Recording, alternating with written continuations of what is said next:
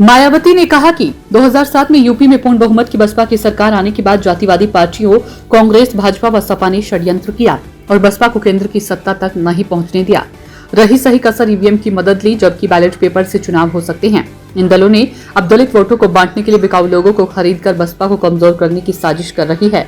मायावती ने कहा कि कांग्रेस ने देश में इमरजेंसी लगाकर बाबा साहेब के संविधान का अपमान किया था और कभी भी उनका सम्मान नहीं किया और अब कांग्रेस के लोग हाथ में संविधान की कॉपी लेकर नाटकबाजी कर रहे हैं। उन्होंने कहा कि इसी तरह सपा की सरकार में दलितों, पिछड़ों का उत्पीड़न हुआ है। इससे प्रदेश की कानून व्यवस्था भी चरमरा गई थी।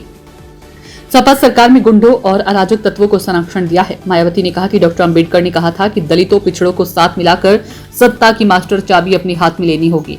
उनका इस सपना कांशीराम जी की जीते जी तो पूरा नहीं हो सका, पर हमने पहले 3 बार मिलीजुली और फिर यूपी में पूर्ण बहुमत की सरकार बनाई है। हमने दलितों और पिछड़ों के साथ ही समानतावादी विचारधारा रखने वाले समर्थकों को भी साथ लेकर कांशीराम जी का सपना पूरा किया। उन्होंने कहा कि इस दौरान कांग्रेस व भाजपा की केंद्र की सरकारों ने सीबीआई और इनकम टैक्स की मदद से केस लगाकर हमारी छवि को धूमिल करने का प्रयास किया।